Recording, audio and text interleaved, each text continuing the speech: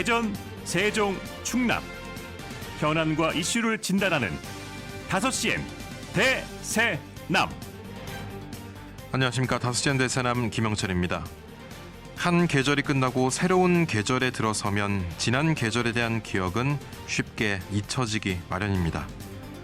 봄의 따뜻한 기운을 느끼다 보면 겨울이 있었나 싶고, 무더운 여름이 되면 봄이 왔다 갔나 싶고, 가을도 겨울도 그렇게 지나가기 마련인데요.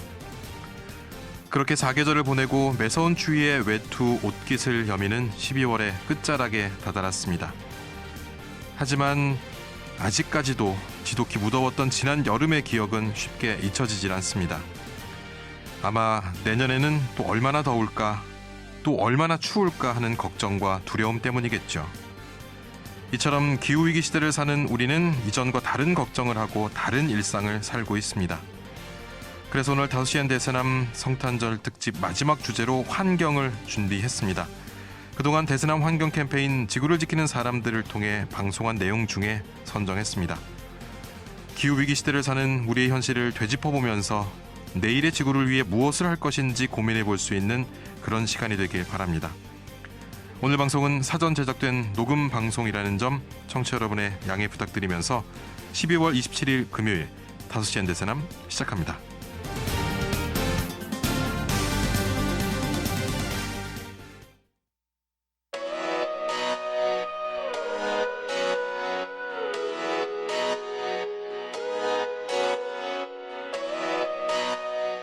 다섯 시엔 대세남은 여러분의 참여와 제보로 이루어집니다.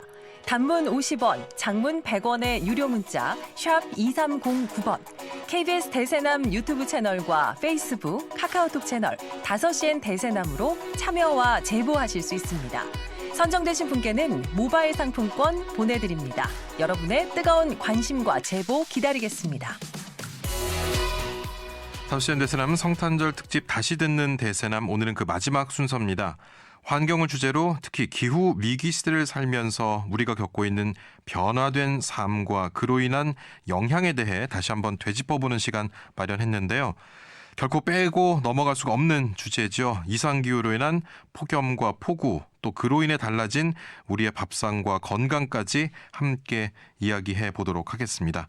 사회적 협동조합 혁신청 김영진 이사장과 함께합니다. 어서 오십시오. 네, 안녕하세요.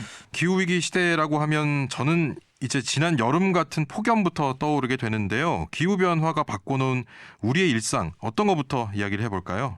우리나라가 굉장히 덥죠. 많이 계속해서 이제 덥습니다. 예. 폭염이 있고, 사실 우리나라는 좀 약한 편이긴 해요. 그러니까 그렇습니까? 사실 전 세계적으로 지금 예. 폭염 팬데믹이라는 말도 쓰일 정도인데, 예. 뭐 인도 같은 경우는 이제 뭐 52도까지 가고, 와. 또 이제 미국 같은 경우 폭염이 너무 지속되다 보니까 전력 수요를 따라가지 못해서 발전소가 멈추는 일도 예. 발생을 했거든요. 그래서 이런 폭염 관련된 이슈를 좀 얘기를 해보면 좋을 것 같은데, 예. 다만 폭염이 얼마나 심하다 뭐 이런 이슈가 아니라 예.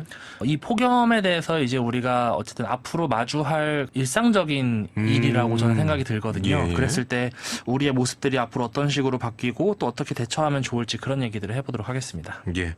자, 올해 유난히 더 그렇게 느껴지는 것 같은데 굉장히 일찍 더워지기 네. 시작한 것 같고, 이렇게 더울 수가 있나 싶을 정도로 정말 푹푹 찌는 날씨가 좀 이어지고 있는데, 이렇다 보니까 이제 우리 아이들이 사는 미래는 어떤 모습일까 좀 궁금해지기도 하고요. 기후변화가 정말 심각하게 바뀌었구나 이런 생각이 들고 있습니다. 네, 중동 지역이라든지 뭐 예. 인도 지역들 혹은 이제 미국이나 중국, 특히 중국 같은 경우는 그 폭염으로 이제 고생을 하는데 또 다른 지역에서는 이제 폭우가 쏟아져가지고 이제 홍수가 나고 있는, 그러니까 굉장히 극단적인 예, 기후 예. 변화를 한 국가 내에서 이제 겪고 있는 상황들인데, 예. 몇몇 전문가들이 이제 폭염 관련해서 얘기하는 것 중에 하나는 예. 지금이 이제 2000년대에 들어서 가장 시원한 시기일 수도 있다, 이런 얘기들을 많이 하거든요. 점점 더워질 네, 것이다. 그렇죠. 그러니까 사실은 뭐 예. 2050년 혹은 2100년 이렇게까지 가면은 계속해서 더워질 것이기 때문에 지금이 어떻게 보면은 가장 시원한 시기일 수도 있고, 예. 또 반대로 그 말은 이제 앞으로 더 더워질 것을 염두해가지고 예, 예. 좀 다른 관점의 대처들이 필요하다는 얘기가 전 세계적으로 나오고 있는 것 같습니다. 예.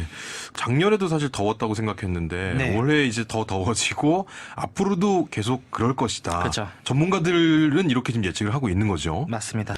폭염이 너무 심한 상황에서 예. 앞으로 더 늘어나지 않을까. 아. 그래서 예비 전력 확보하는 것도 좀 고민이긴 한데 그래도 예. 우리나라 같은 경우는 이런 전력 수요에 맞춰가지고 공급하는 게 그래도 좀 유능한 편이긴 합니다. 대체 에너지원들도 있고 예. 또 급한 경우에는 이제 가동되고 있지 않은 뭐 천연가스 발전소라든지 뭐 이런 예. 부분들을 또 가동할 수 있기 때문에 그 부분에 걱정은 없는데 예. 다만 이 에너지들을 계속해서 공급하는 것들이 예. 계속해서 석탄 화력이나 여러 가지 이제 화석 연료들 중심으로 또 공급을 하면은 예. 결국에 이제 뭐 다시 악순환이 또 또 반복이 되는 거니까.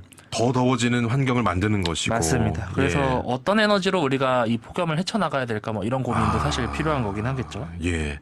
그러니까 이제 뭐 작년 같은 경우에도 일정 시기가 되면 막 뉴스를 통해서도 우리나라 전력이 지금 요만큼 남아 있으니까 네. 조금 자제해 주십시오 이런 방송을 했던 그렇죠. 기억도 나고요. 맞습니다. 안정권 안에는 있지만 걱정을 해야 되는 수준이 다가오고 있는 것은 사실인 사실이죠. 것이고요. 네.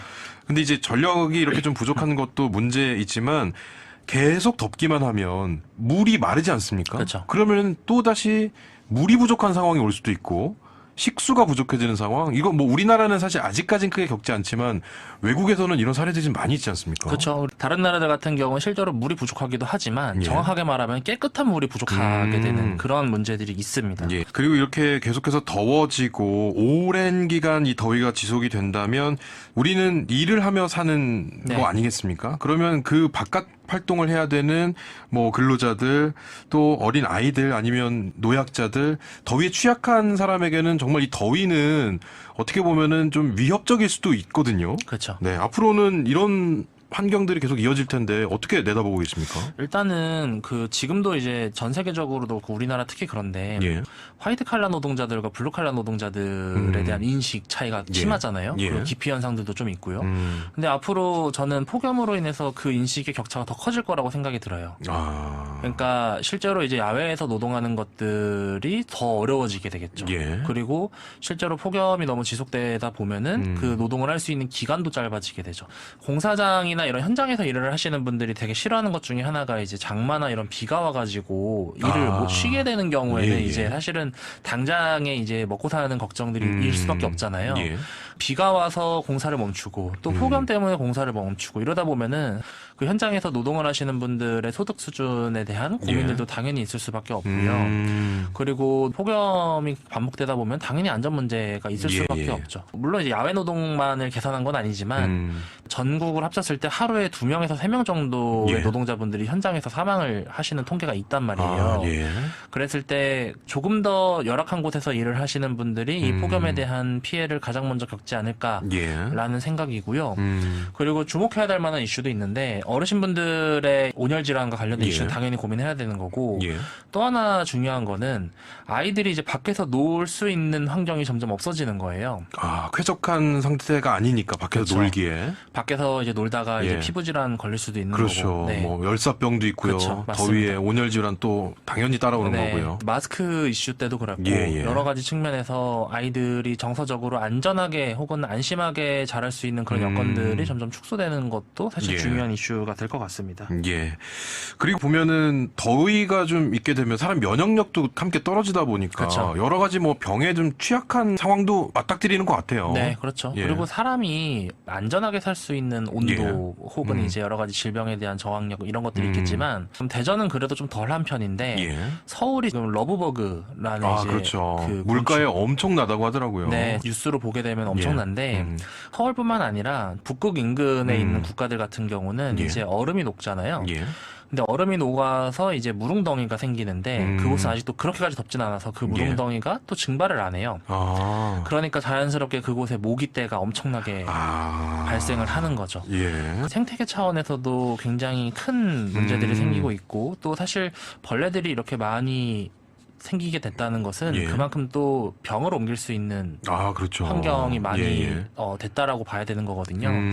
그랬을 때 사실 러브버그 같은 경우도 원래 우리나라에 없던 벌레인데 한 2018년도 혹은 2000년대 초반부터 이제 예. 수도권 중심으로 또 나온 그런 벌레잖아요. 그랬을 예. 때 앞으로 이제 해충과 관련되어 있는 부분들 혹은 전염병과 관련되어 있는 이슈들은 당연히 있을 수밖에 없는데 좀 걱정은 이 생태계 자체가 극단적으로 변화하고, 예. 빠르게 변화하고 있는 과정에서 국내의 여러 동식물과 관련되어 있는 대처들이나 조사들이 폭염에 맞춰서 되고 있다라는 소식을 제가 지금까지 들은 적은 없거든요. 그랬을 때 그런 부분들도 당연히 주목을 해야 될 이슈일 것 같습니다. 예.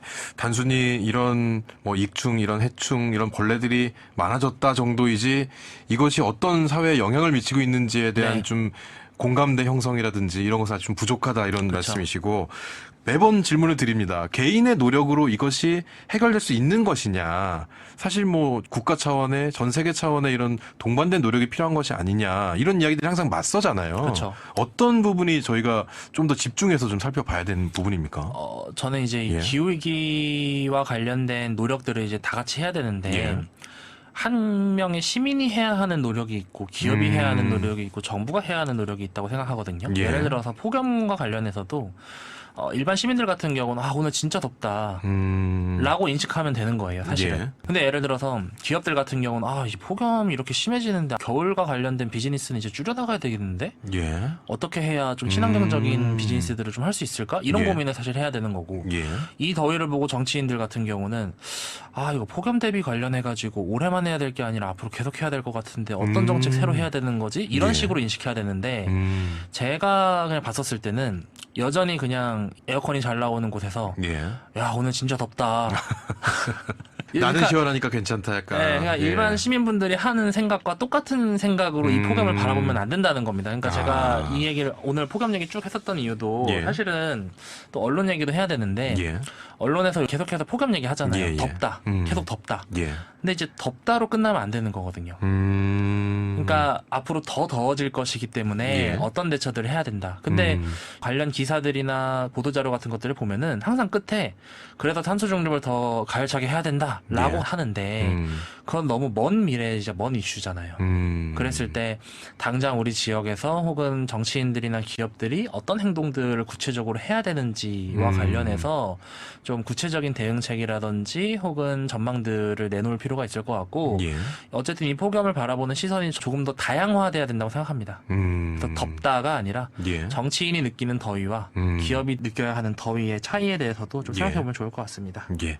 각자 자신의 위치에 걸맞는 고민을 해야 된다. 그렇죠. 이런 말씀이시군요. 기후변화가 바꿔놓은 우리의 삶. 이번에는 어떤 주제를 짚어봐야 할까요? 날씨를 보면은 이제 폭자가 유독 많이 들어가는 것 같아요. 그러니까 그렇습니다. 폭염, 폭우. 예.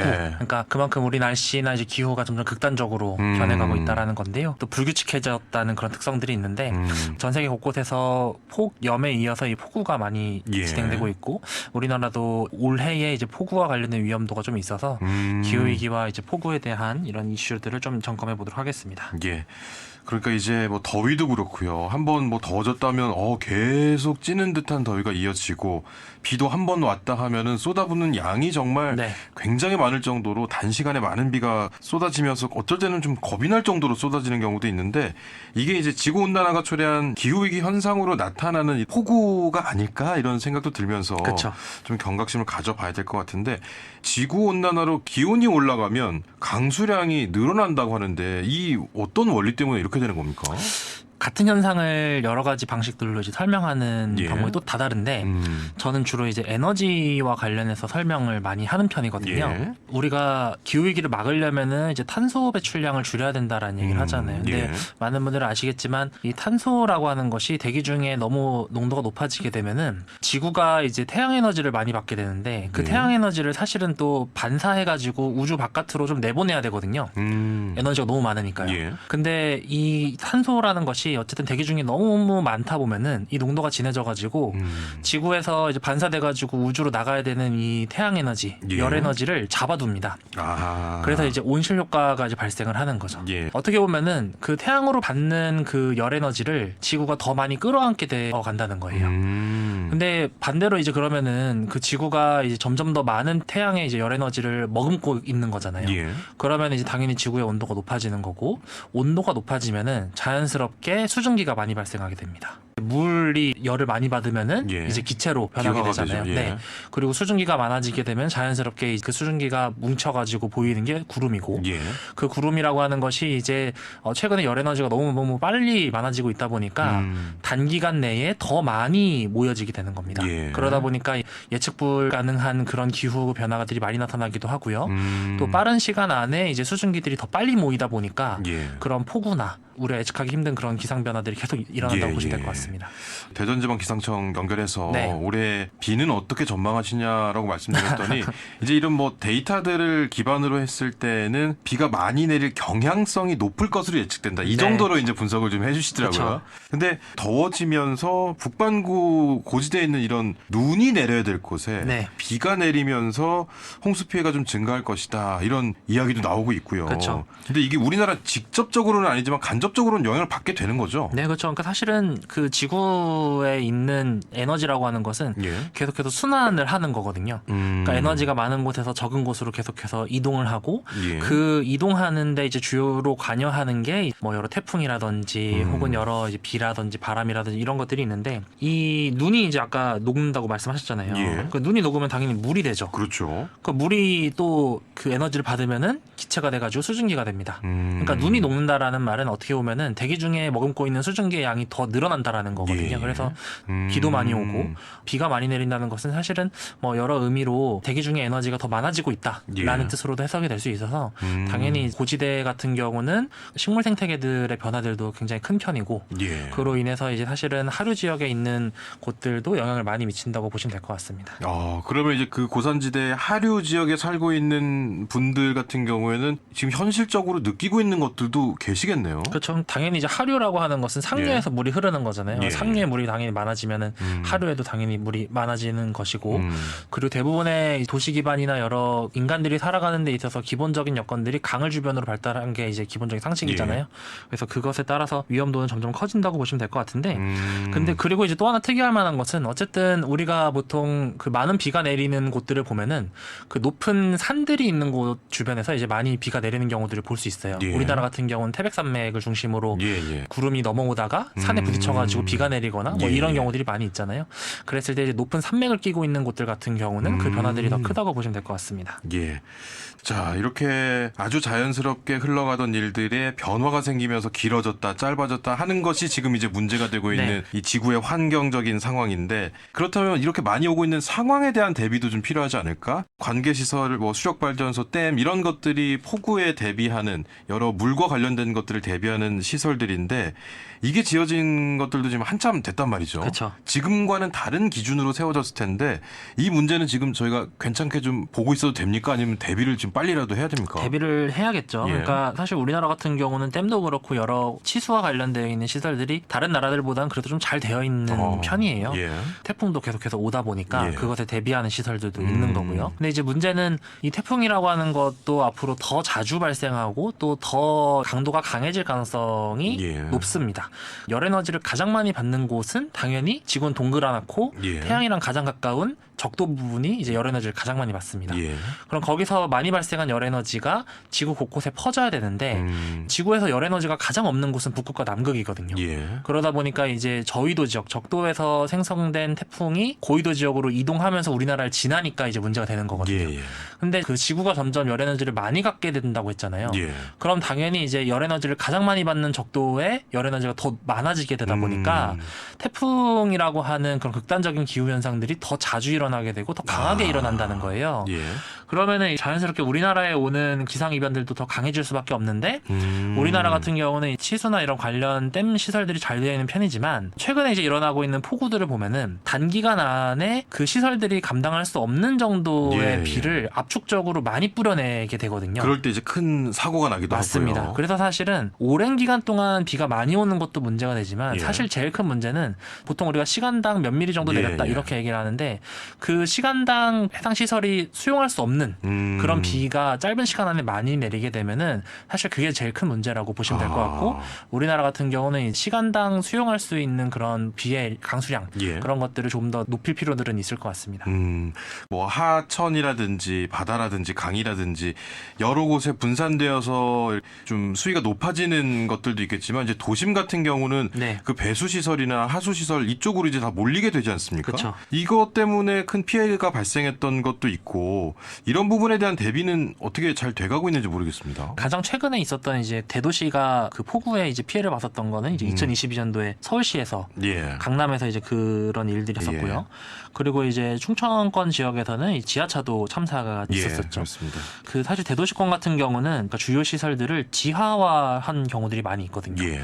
예를 들어서 아파트 같은 경우는 이제 지하에 주차장을, 또 아까 지하차도 말씀도 드렸고 예. 또 지하철도 있는 거고요. 그랬을 때 서울시도 그런 아파트가 있는 곳들에 혹은 이제 지하차도 있는 곳들에 이제 관련 시설들을 많이 정비한다고 했는데, 최근 언론 자료들을 보니까 침수가 된 곳들 중에서 그런 차단막이라든지 이런 것들을 실제로 설치한 곳들이 50%가 안 넘는다라는 예. 보도가 많이 있었거든요. 그랬을 때 실질적으로 좀 대비하는 것들을 좀 더 서둘러야 될 필요는 있을 것 같고요. 예. 저는 개인적으로는 앞으로 그 폭우나 혹은 극단적인 기후변화 속에서 우리가 살고 있는 도시라고 하는 곳들이 많은 사람들이 안전하게 살 수 있는 그런 여건이 맞는 걸까, 이런 생각들이 좀 들긴 하거든요. 예. 그랬을 때 앞으로 우리가 도시 개발을 하거나 이럴 때 과도한 지하 시설들을 많이 만들어내는 것들은 최대한 지양해야 되는 게 맞지 않을까. 그냥 차단막이나 여러 가지 기존에 이미 뭐 개발된 시설들은 없앨 수는 없잖아요. 예. 그것에 대해서 보호할 수 있는 시설들은 당연히 만들어야 되는데, 이제 이번 정부와 이제 민주당에서 얘기하고 있는 철도 지하화라든지, 그러니까 그런 이제 과도한 지하 시설들을 많이 만들어내는 것 같은 경우는 기후 위기를 이제 대비해야 하는 시대 때 적절하진 않은 시설인 것 같다라는 그런 예. 생각을 좀 말씀드립니다. 예, 차단막을 만들든지 어떤 물이 빠져나가는 길을 또 확보한다든지 이런 것들로 이런 피해들을 막을 수 있다면 참 어떻게 보면 그래도 그나마 다행이다 네. 이런 생각이 들지만, 요즘에는 보면 기후 난민이라고 네. 유엔기구에서는 기후 변화로 인한 강제 실향민 이렇게 표현을 그쵸. 한다고 하더라고요. 근데 이게 지금 앞으로는 정말 많이 늘 거다 이런 예측이 있던데요. 이게 어느 정도로 심각한 겁니까? 기후 난민과 관련해서는 아직 국제적인 정확한 통계는 없는데, 그래도 비영리 단체나 소위 이제 난민감시센터 같은 그런 곳들의 이제 통계들을 보면은 예. 지난해에만 이제 홍수나 가뭄으로 그런 기후 재난을 겪은 분들 중에서 예. 자기 나라 안에서 다른 지역으로 이주한 사람이 2,600만 명이라고 합니다. 전 세계적으로요. 와. 근데 전 세계적인 통계인데 이게 정확하지 않습니다. 아마 예. 더 있을 것 같은데, 주목해야 될 만한 부분은 이 2,600만 명의 이주민들의 숫자가 전쟁 난민들의 숫자보다도 더 많다라는 거예요. 아. 그러니까 보통 이제 전쟁 난민들로 이주하신 분들이 지난해에만 2천만 명 정도라고 파악이 예. 되거든요. 그러니까 600만 명 정도가 많은 거고, 또 앞으로의 상황들을 봤었을 때 기후 난민들이 더 많아질 텐데, 예. 우리 코너에서도 많이 얘기하지만 기후 위기에 가장 취약한 분들은 대체로 이제 경제적으로나 사회적으로 좀 취약한 계층들이 많이 피해를 볼 수밖에 없고, 예. 그랬을 때 당연히 개발도상 국가들이 또 적도 부분에 또 많이 있잖아요. 예. 그 국가들에 있는 난민들이 실제로 좀 사회적인 문제가 될 것 같고요. 예. 그랬을 때 우리나라는 그럼 좀 괜찮은 거 아니냐라는 얘기를 많이 하는데, 아마 앞으로 이런 논의들이 좀 될 것 같아요. 그러니까 예를 들어서 선진국들 중에 탄소 배출량이 높은 곳들 같은 경우는 기후위기 대응 자금들 좀 많이 내라, 뭐 이런 압박들을 예. 받잖아요. 그럼 예를 들어서 탄소 배출을 많이 한 국가들은 기후 난민을 좀 많이 받아들여라, 이런 국제적인 요구가 저는 지금은 없지만 예. 앞으로 10년, 20년 후에는 어느 정도 나타날 거라고 생각을 하거든요. 아. 그럼 우리나라 같은 경우는 사실 지금은 뭐 가사도우미 수준의 그냥 이민자들을 받는 그런 논의들이 있지만, 앞으로는 이제 기후 난민을 국제적으로 수용해야 하는 그런 선진국의 위치로서 고민을 해야 하는 시기가 언젠간 올 것 같습니다. 예. 그랬을 때 사실 그런 부분들에 대해서 사회적으로 좀 토론도 좀 필요하고, 또 어떤 방식으로 우리가 그런 선진국으로서의 역할을 할 것인지, 혹은 기후 위기를 대비하는 국가로서 어떤 식으로 윤리적으로 행동해야 할지, 이런 논의들이 천천히 좀 시작이 될 필요는 있을 것 같습니다. 예. 자, 그러면은 이게 기후 변화로 인해서 내가 지금 살고 있는 곳에서 어떻게 보면 이제 쫓겨나게 되는 네.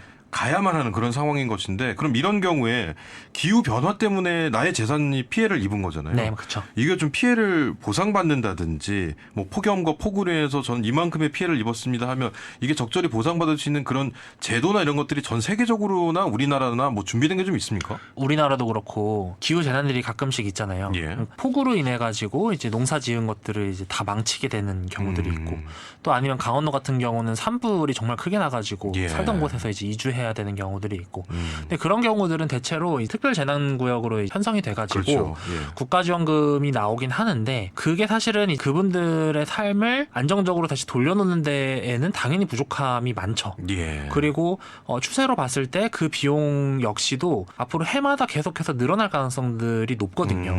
그랬을 때 지금까지는 이제 특별재난구역 수준으로만 있는 게 사실 한계인 것 같고 보험사들 같은 경우도 최근에 좀 고민이 많은 게 예. 예를 들어서 폭우로 인해서 도시에 있는 지하차도들이나 주차장이 잠겼을 때 어쨌든 차량들이 다 침수 차량이 되는 거잖아요. 예. 그러면은 그거를 자동차 보험으로 어떻게 해줘야 되지? 예. 그러니까 이런 특약 사항들에 대해서 요즘 고민이 많거든요. 그런 이제 사설 보험 업체들과 관련된 고민들도 그렇고, 그리고 국가가 이제 지원해야 하는 그 비용들도 그렇고, 이거를 어디까지 인정해 줄 건지 또 어디까지 보호해 줄 건지에 대한 고민도 당연히 필요하고, 그 재원들을 이제 어떻게 마련해 나갈 것인지, 기후 위기를 제대로 고민하고 대응하는 국가라면 이런 고민을 지금 해야 된다고 생각을 해요. 예를 들어서 앞으로 어쨌든 침수 피해는 무조건 있을 수밖에 없기 때문에 관련된 공공 자금들을 매년 얼마 정도씩은 계속 축적해 나가겠다. 예. 이런 정도의 이제 대응을 해야 저는 좋은 정부라고 생각이 들거든요. 그래서 예. 그런 논의들이 사실 중앙 정부뿐만 아니라 지방 정부들이 좀 취약한 부분들이 많은데 많이 좀 고민을 해봤으면 좋겠습니다. 예. 폭염, 폭우 그리고 언제 들이닥칠지 떨게 만드는 이 강추위까지 지구온난화는 기후를 180도 가까이 변화시키고 있고 이런 이상기후는 날씨뿐만 아니라 연쇄적으로 우리 일상을 위협하고 있습니다. 그중에서도 가장 위협받고 있는 것이 있다면 무엇일까요? 폭염이나 폭설, 폭우, 기후 재난이라고 불리는 그런 재난들이 많이 있다 보니까 예. 식자재 값이 엄청나게 이제 상승하면서 많은 분들이 이제 밥상 위에서 기후 위기를 느낀다 이렇게 얘기를 많이 하시거든요. 예. 그래서 밥상 위에 기후 재난에 대해서 좀 얘기해 보겠습니다. 네, 농산물만 봐도 뭐 폭우, 폭염 겪으면서 가격이 상당히 오르락 내리락 하는 경우도 많이 경험을 했는데 한때 배추 한 포기에 10,000원이 그렇죠. 넘는다. 이런 게 뉴스로도 나왔던 맞습니다. 그런 상황이기 때문에 지금은 어느 정도 심각한 수준이라고 저희가 판단을 해야 될까요? 일단은 국제적으로 봤을 때는 예. 매년 한 1에서 3% 정도씩 이런 농산물 가격이 오른다라고 통계가 나와 있긴 합니다. 예. 근데 사실은 통계적으로 1에서 3% 정도 오른다고 보면은 소비자분들이 직접 체감하는 건 사실 그거보다 예. 더 크다고 봐야 되고 그렇죠. 그리고 저소득 가정일수록 식비에 대한 가계 지출 비중이 더 크거든요. 그렇죠. 그러니까 예를 들어서 200만 원 버는 집과 500만 원 버는 집이 실제로 쓰는 건 500만 원 버는 집이 더 많이 쓰겠지만 예. 비율로만 따지면은 이제 200만 원 버는 집이 훨씬 비율이 높다는 거죠. 예. 그러다 보니까 이런 농산품이나 아니면은 밥상에 올라가는 그런 여러 음식과 관련된 비용들이 조금이라도 올라가면은 그걸 더 심각하게 체감하고 더 많은 예. 피해를 보는 건 결국 또 가계 소득이 낮은 그런 예. 가계 위주로 더 피해를 보기 때문에 그런 부분에서 조금 더 특징이 있는 것 같고요. 예. 예를 들어서 요즘에 대형 할인마트나 아니면은 뭐 온라인 예. 그런 플랫폼들을 활용하다 보면은 PB 상품이라고 많은 분들이 보시잖아요. 자체 브랜드죠. 맞습니다. 예. 보통 이 PB 상품이 그 최저가 형식으로 보통 가격대가 형성되어 있는데 예.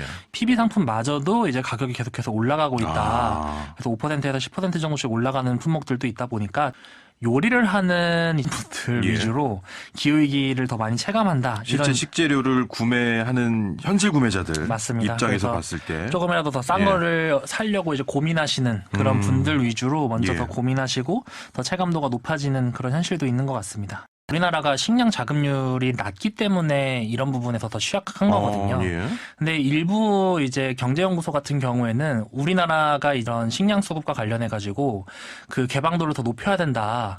아, 더 들여와야 된다, 네, 외국에서. 그래서 더 다각화해서 이제 가격대를 이런 식으로 안정화시켜야 된다, 뭐 이런 얘기들이 있는데, 예. 근데 그건 이제 일반적으로 봤을 때는 맞는 얘기인데, 근데 사실 자세히 들여다보면은 세계적으로 대부분의 이제 식량들을 수출하는 국가들은 일정 예. 품목들 같은 경우는 대부분 다 특정 큰 국가들 위주로 다 독점화되어 있습니다, 사실상. 그래서 예를 들어서 밀이라든지 예. 여러 과일들이라든지 혹은 축산품으로 이제 분류되는 고기류라든지 이런 부분들 보면은 대체로 우리가 예를 들어서 고기 수입하는 것들 보면은 예. 미국, 미국, 호주, 호주, 뭐 그렇죠. 이런 정도밖에 예. 없잖아요. 그러니까 실제로 이제 수입하는 곳 자체가 그렇게 다각화되어 있지가 않습니다. 아. 그래서 어차피 이제 국제적으로 이게 독점화되어 있는 현실 속에서 이거를 이제 수입을 다각화한다고 해가지고 실제로 가격에 잘 반영이 되지는 않습니다. 예. 기후재난을 겪게 되면은 우리나라만 겪는 게 아니라 전 세계적으로 공통되게 기후재난을 겪기 때문에 오히려 이제 외부의 식량 자급률을 의존하게 되면은 예. 이런 기후재난 속에서 가격적인 협상이라든지 아니면 수급에 대해서 더 불안정해질 수 있다라는 게 이제 기본적인 상식이거든요. 예.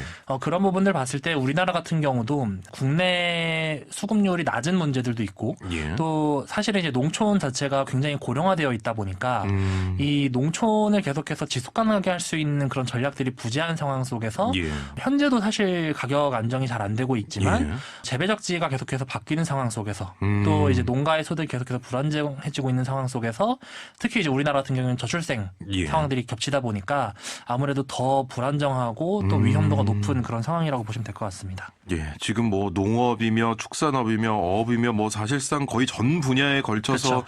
심각성이 부각되고 있는데 가격도 이제 뭐 변동성이 문제이긴 하지만 앞으로는 이제 구하기도 어려운 식재료들도 생길 것이다. 그렇죠. 이런 전문가들의 경고가 있었어요. 많은 분들이 보실 때 예를 들어서 남해안에서 이제 바나나를 재배하기 시작했다. 예. 뭐 이런 뉴스를 많이 보시면서 그렇습니다.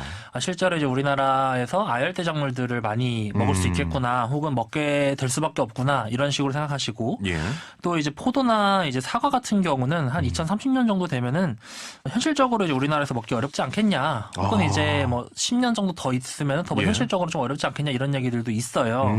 그래서 이 제주도 같은 경우 기후가 많이 바뀌고 있다 보니까 예. 오히려 귤을 또 재배하기 좀 어려운 환경 속에 또 생기는 그런 어려움도 예. 있거든요. 그래서 이런 식으로 계속해서 날씨가 이제 따뜻해지면서 혹은 더 더워지면서 재배적지가 계속해서 바뀌어가는 문제들이 예. 있고요. 근데 이건 사실 전 세계 어느 나라나 다 마찬가지겠죠. 예.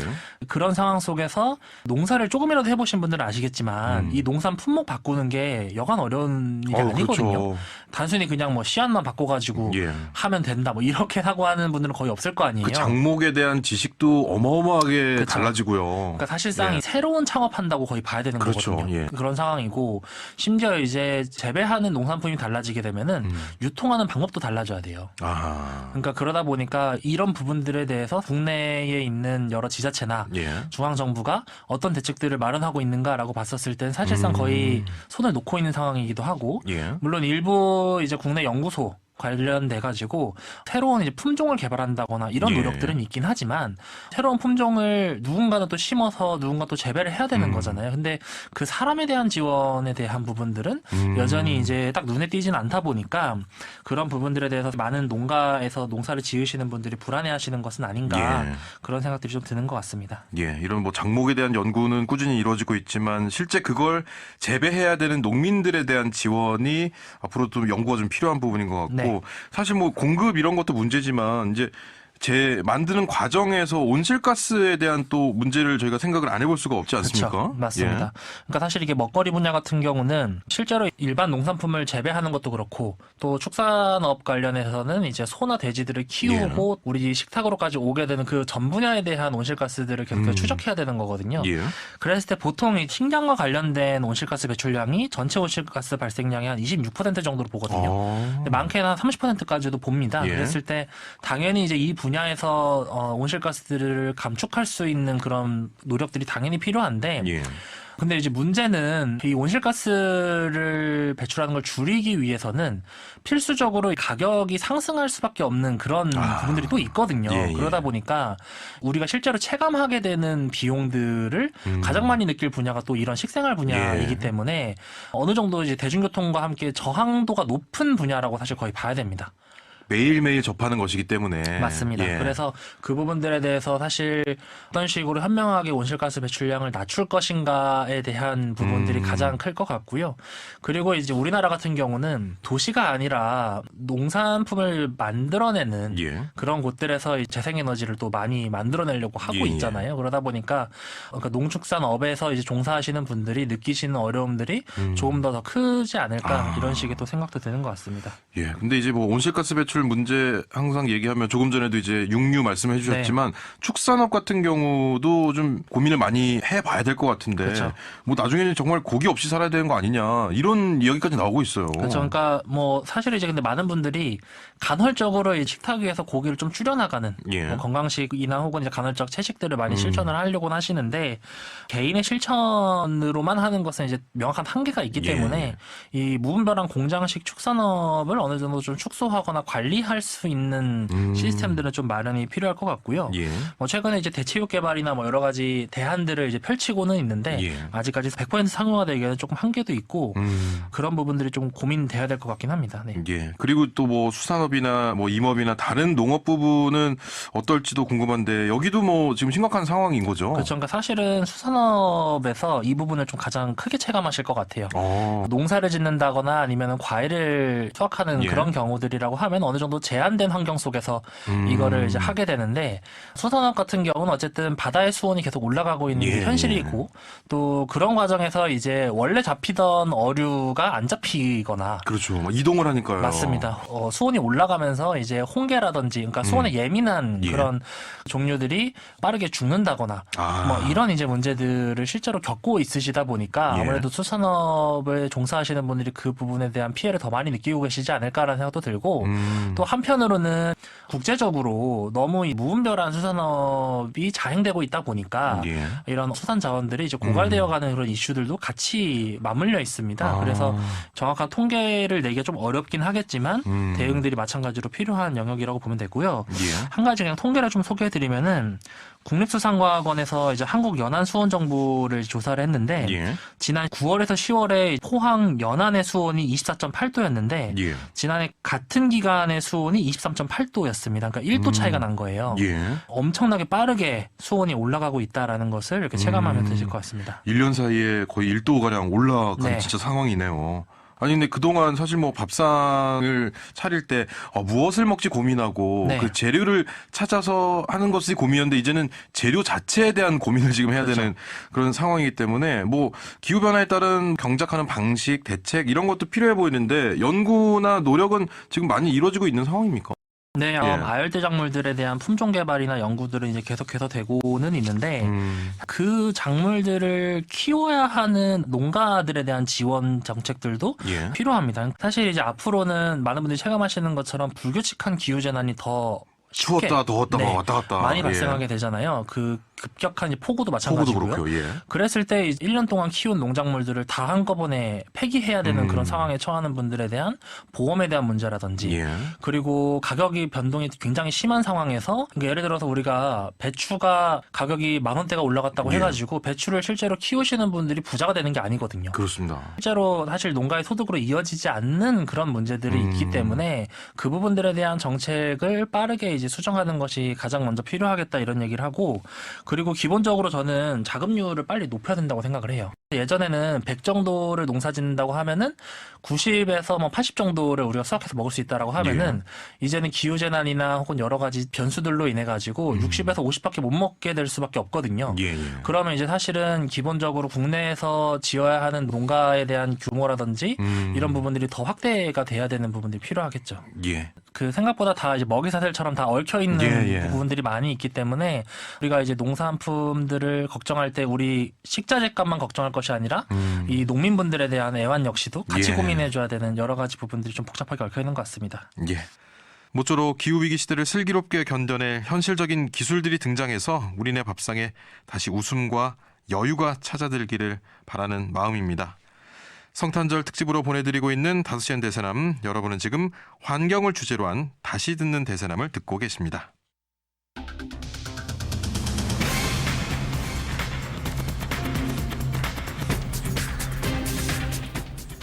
다섯 시엔 지역의 이슈와 현안을 진단합니다. 5시엔 대전, 세종, 충남 지역민의 목소리를 듣습니다. 5시엔 시사라디오, 5시엔 대세남이 있습니다. 다시엔 대세남에서는 지난 25일부터 사흘에 걸쳐 지역을 뜨겁게 달군 3가지 키워드를 주제로 다시 듣는 대세남 시간을 마련했습니다. 오늘은 그 마지막 시간으로 환경, 특히 기후위기 시대를 살며 겪고 있는 변화된 삶에 대해 함께 들어보고 계신데요. 폭염, 폭우 그리고 밥상의 위협까지 살펴봤습니다.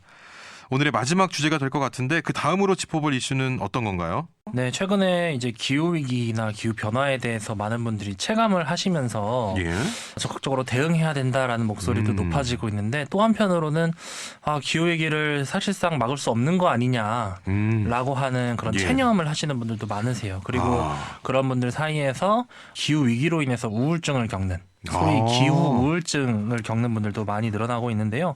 기후 우울증에 대해서 좀 자세히 얘기 나눠보도록 하겠습니다. 각종 무슨 재난이나 위기가 오면 그로 인한 좀 감정의 기복을 느끼기도 하고 특히 코로나가 한창일 때는 이제 코로나 우울증이다 이런 그렇죠. 말이 나온 거가 좀 비슷하다고 봐야 될까요? 네, 좀 맥락상으로는 좀 비슷하다고 보여지고요. 한 2017년쯤에 미국 심리학회에서 심각한 기후 현상들이 이제 개인의 불안과 우울감을 이제 증폭시키는 현상을 두고 기후 우울이라고 이제 정의를 했고요. 아직까지 이제 공식적인 정신의학적 용어는 아닙니다. 근데 태풍이나 혹은 이제 다른 여러 심각한 기후 재난을 통해 가지고 이 기후 우울을 겪고 있기도 하고요. 또 최근에는 이제 이 코로나 이후에 일상적으로 우리가 이제 기후위기라고 하는 것을 체감하게 되잖아요. 가령 올해 같은 경우는 정말로 긴 기간 동안의 폭염을 많은 분들이 경험하시면서 이게 진짜 기후위기가 일시적인 현상이 아니라 앞으로 우리 삶에 계속해서 영향을 줄 수 있는 그런 부분이구나. 근데 정부나 혹은 기업이나 혹은 우리 주변 일상에서는 이것에 대해서 딱히 해결할 수 있는 방법은 없는 것 같다. 그래서 그런 부분들까지 다 포함하는 개념이라고 보시면 될 것 같고요. 그리고 단순하게 이제 이런 우울감뿐만 아니라 트라우마라든지 아니면은 젊은 세대들을 중심으로 왜 이 기후위기를 알고 있음에도 제대로 해결하지 않고 있냐 라고 하는 그 이전 세대에 대한 반감 역시도 사실 이 기후 우울증에 해당이 된다고 보시면 될 것 같습니다. 어떻게 보면 자연의 그 거대함에 조금 막막함을 느끼는 그런 것 때문에도 우울증이 올 것 같기도 한데 그렇죠. 기후 우울증을 자연 재해라든지 자연 현상에 대한 공포라고 봐야 되는 것인지 어디까지를 기후 우울증으로 저희가 좀 생각을 해봐야 될 것이고 얼마나 심각하게 받아들여야 되는 그런 상황입니까? 최근에 이제 주목이 되고 있는 기후 우울증에 대한 증상들은 대체로 무력감인 것 같아요. 재난으로 인한 트라우마나 이제 공포 같은 것들도 당연히 포함이 되겠지만 그거는 이제 사실 인류가 계속해서 이제 겪어왔었던 자연 재난인 거잖아요. 물론 최근에 그게 더 잦은 빈도로 더 심각하게 나타나고 있긴 하지만요. 근데 이제 그런 부분들 역시도 이제 기후 우울이라고 포함이 될 수 있겠지만 최근에 이 젊은 세대들 중심으로 혹은 농부분들 혹은 이제 과학자들처럼 이제 이 과학적 사실로서 기후 위기를 체감하고 있는 분들, 그러니까 이런 식으로 조금 더 자신의 삶에 더 많은 영향이 기후 위기로부터 온다라고 체감하시는 분들 중심으로 이 무력감이 이제 더 심해지고 있는 것 같고요.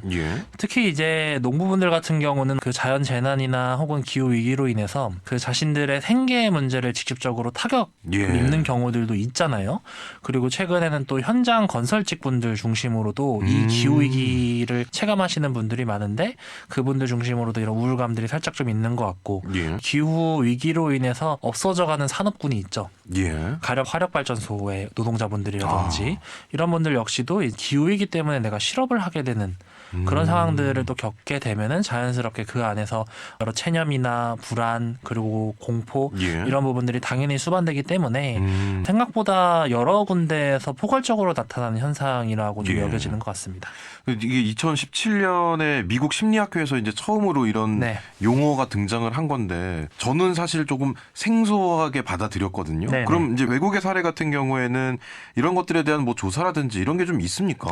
일단은 이제 세계보건기구 자체에서 기후변화가 정신건강과 웰빙에 심각한 위협을 나타내고 있다라는 그 정의 정도는 계속해서 하고 있는 상태이고요.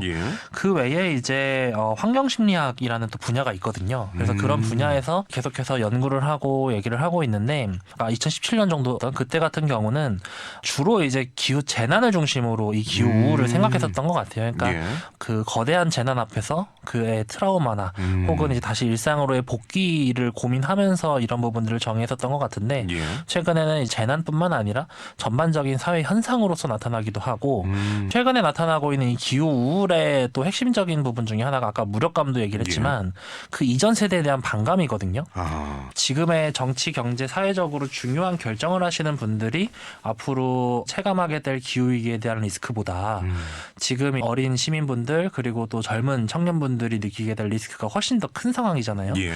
그런데 그런 중요한 결정에 있어서 기후위기라고 하는 것이 제대로 고려되고 있지 않은 것 같다라는 그런 불만들 예. 그리고 이 위기들을 방치해 놓으면서 이제 자신들의 세대가 누릴 건 다 누리고 그 리스크들은 후대에 다 떠넘기는 것 같은 예. 그런 부분들이 우리나라뿐만 아니라 다른 선진국들에서도 전반적으로 나타나고 있는 것 같습니다. 예. 그런데 이 기후 우울증이라고 뭐 아직 정식 명칭은 아닙니다만 네. 전염이 된다고 해야 될까요? 이걸 이제 직접 겪은 분들은 체감하고 이제 좀 그런 무력감, 우울감을 느끼기도 하는데 이게 다른 사람에게까지 이 기분이 전염되기도 하고 어쩌면 같은 시대에 뭐 경험을 했기 때문에 그런 걸까요? 어떻습니까? 그렇죠. 이게 사실은 그 개별적인 스트레스뿐만 아니라 예. 이 집단 스트레스로까지 이제 확대될 수 있는 경향들이 있는데 물론 제가 정신학 쪽의 이제 전문가는 아니지만 예.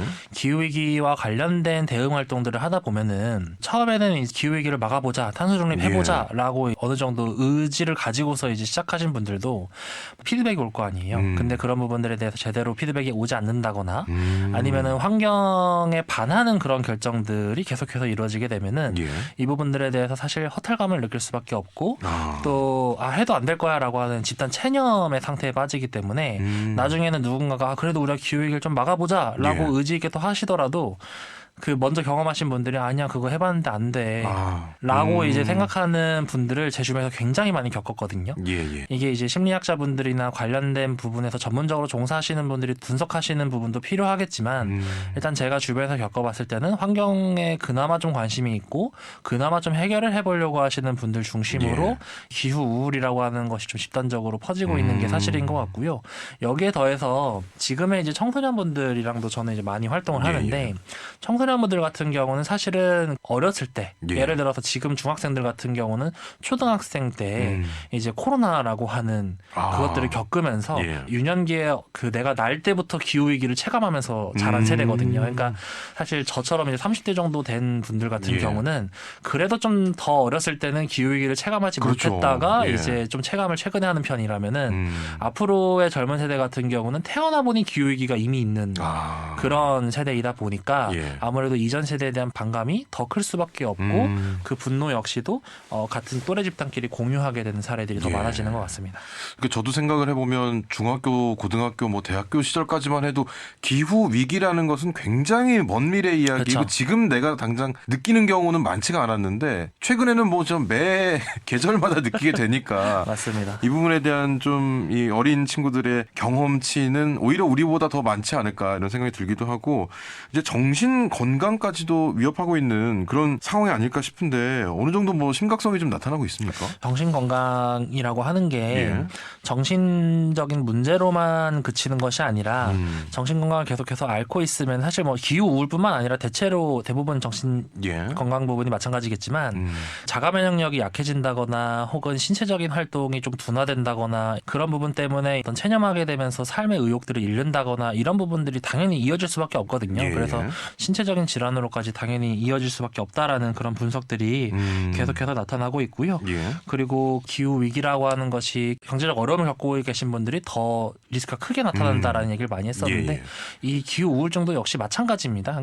농부분들 혹은 현장 건설에 임하시는 분들 혹은 냉난방 시설들을 제대로 갖추지 못한 곳에서 어렵게 살고 계시는 분들 예. 중심으로 기후 위기에 대한 리스크가 더 크기 때문에 이 기후 우울증과 신체적인 질환들이 더 빨리 온다라고 하는 그런 분석들이 많이 나타나고 있는 것 같습니다. 예, 이렇게 좀 기후가 변화하면서 사회적인 분위기에도 영향을 미치고 있는 것 같은데 기후 소송 이야기를 할 때도 미래 세대에 대한 이야기들, 미래 네. 세대가 겪게 될 것들에 대한 내용들이 많이 들어가 있는데 출산을 꺼려하는 이유에 기후 불안 때문이다. 이런 이유가 있긴 있더라고요. 그렇죠. 지금 청년분들 같은 경우도 2050년 탄소중립 얘기하는데 그때 예. 돼서 탄소중립 못 막을 것 같고 그럼 그때도 나는 어쨌든 사회생활을 하고 있을 텐데 예. 지금보다 더 심한 기후위기를 내가 극복할 수 있을까? 살 수 있을까? 이런 걱정을 하거든요. 예. 근데 예를 들어서 내가 자녀를 낳는다고 하면은 그 자녀는 내가 겪은 기후위기보다 더 심한 예. 기후위기를 겪어야 되는 상황 속에 있는 거잖아요.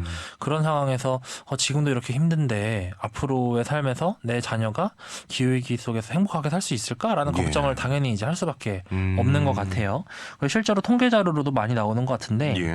2019년에 이제 18살부터 29살 미국인의 38%가 예.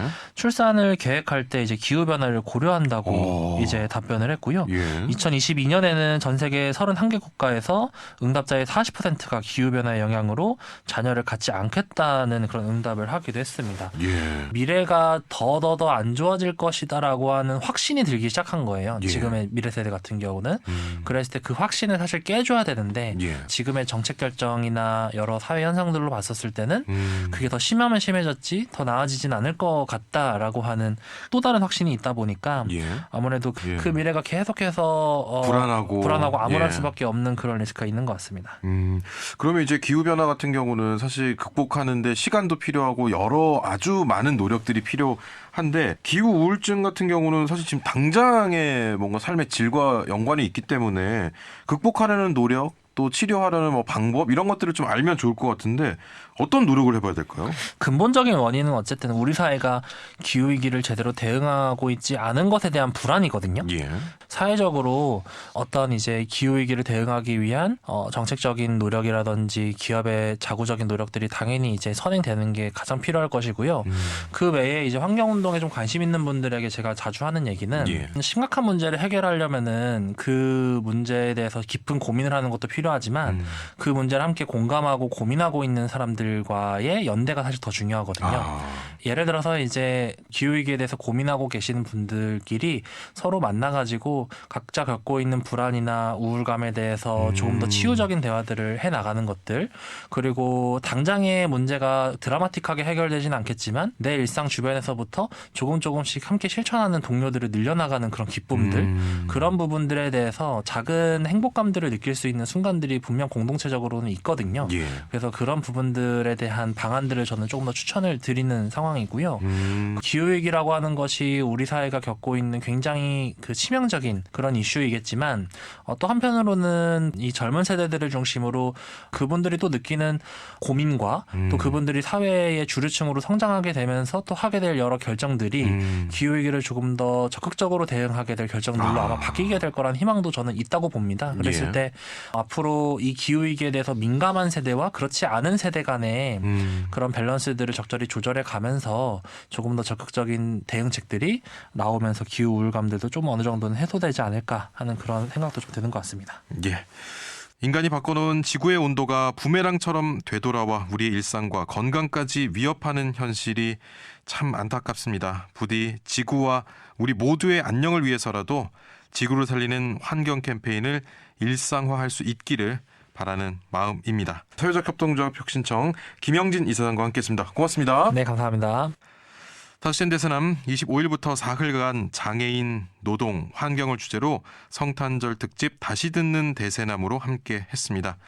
그동안 뜨거운 관심으로 청취해 주신 모든 분들께 감사의 말씀 드리면서 오늘의 끝곡 조스텝포드의 No Other Love 준비했습니다. 이 노래 전해드리면서 저는 월요일에 다시 찾아뵙겠습니다. 지금까지 김영철이었습니다.